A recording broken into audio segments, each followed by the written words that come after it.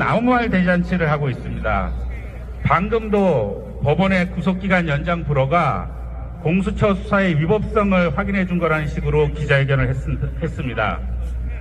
하지만 실제는 완전히 거꾸로입니다. 이번 사건에서 수사는 공수처가, 기소는 검찰이 하는 게 맞다는 의미입니다. 지금 윤석열은 검찰총장과 대통령직을 수행할 때 검찰을 활용하던 방식을 그대로 보여주고 있습니다.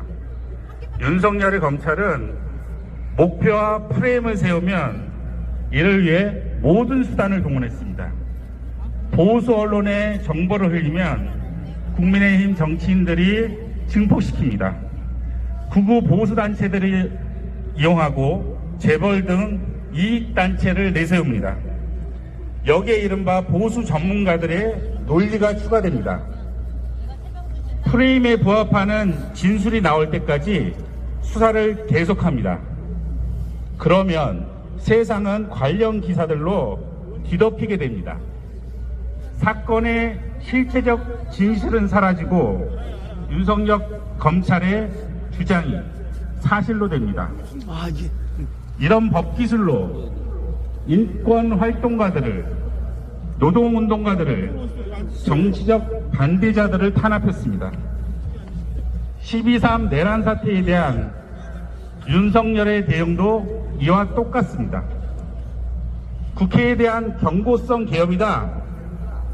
고도의 통치이기 때문에 사법심사를 할 수 없다.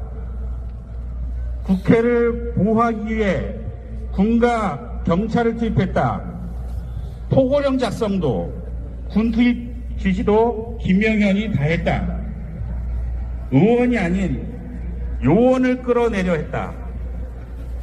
지난 총선이 부정선거일 수 있다. 이런 주장들에 납득이 가십니까? 이런 온갖 주장들은 전부 허위입니다. 법적으로도 말이 안 되는 주장입니다. 헌법은 비상상황이 아닌 경우 계엄 선포를 금지합니다.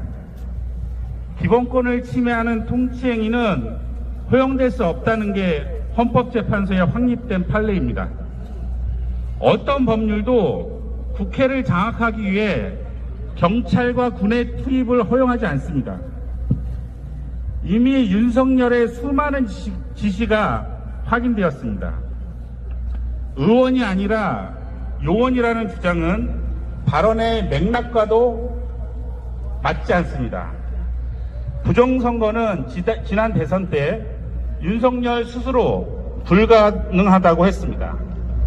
대법원과 선관위 또한 여러 차례 근거가 없다고 확인했습니다. 국민의힘조차도 증거가 없다는 입장을 밝혔습니다. 그럼에도 상식과 법리에 반하는 주장을 계속하는 이유는 윤석열의 검찰이 했던 것처럼 거짓을 사실로 만들 수 있다고 믿기 때문입니다. 그러나 이 방식은 더 이상 통할 수가 없습니다. 이제 윤석열은 검찰총장도 아니고 직무 수행 중인 대통령도 아니기 때문입니다. 내란 우두머리 피의자이자 탄핵 사건의 피청구인일 뿐이기 때문입니다. 무엇보다 우리가 두 눈으로 내란 범죄를 직접 목격했기 때문입니다. 그래서 조만간 헌법재판소는 윤석열을 파면할 것입니다. 법원은 윤석열에게 중형을 선고하게 될 것입니다. 이 결론이 바뀌기는 어렵습니다. 우리의 법치주의 체계는 윤석열의 미래를 이미 예측 가능하게 만들어 놓았습니다. 윤석열이 파면되고 처벌될 때까지 내란 세력에 준동하지 못하도록 폭력과 날조가 판치지 않도록 새로운 세상을 향해서 함께 모이고 함께 연대하고 함께 투쟁해서 함께 민주주의를 지켜나갑시다. 감사합니다.